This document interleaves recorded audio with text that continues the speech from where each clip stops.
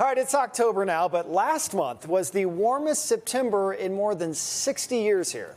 But those warmer temperatures are soon, unfortunately, going to be gone, Michelle. And in fact, winter is expected to be especially cold this year. Meteorologist Kevin Jean joining us this morning to tell us all about this. And Kevin, apparently this is due to La Niña. Yeah, so La Niña, we have had El Nino, so that was last winter. We've had some really mild winters, and now La Niña is expected to develop. And that typically means a colder and maybe a snowier winter for us. So it really depends on the strength of the La Niña. But looking back at September, as we just mentioned, it was the second warmest month of September on record. The only month that was hotter of September was in 1931. So this is averaging all the highs and lows. We averaged 70.6 degrees. That did tie 1960 and 1908. That's why it was the warmest in 64 years, since 1960.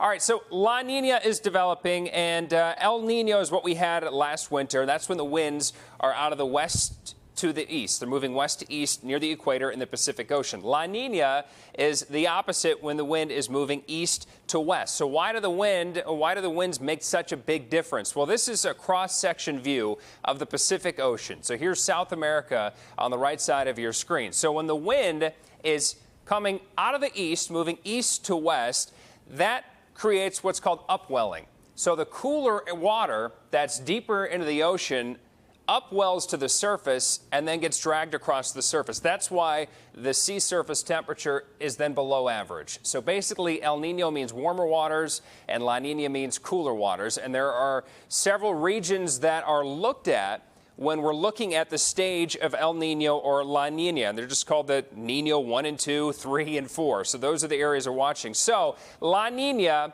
is expected to develop. Here is where we were last winter. We had El Nino, a pretty distinct line as the water was cooling. And then we're forecast and expected to be in the La Niña threshold, where it's far enough below average. The temperatures, the sea surface temperatures far enough below average, December through February especially. So that means that a colder and snowier winter is expected, but it all depends on the strength of this La Niña. And so far, it's sort of becoming weaker than originally expected, Alicia. So it's, again, a wait and see to see the strength of this La Niña. There's a 71% chance it's happening this winter, but as you know, if it's not strong enough, the correlation isn't always there. But I think at least it's going to be colder than the really warm winters that we've had. I mean, the last couple winters have not been, 2021, I think, was the last winter that was, kind of bad. And hardly any snow. I mean, we had like 2 weeks in January this last winter, and that was like the only taste of winter that we had. So we're due. So we're due. We are due. The weather always wants to balance itself out.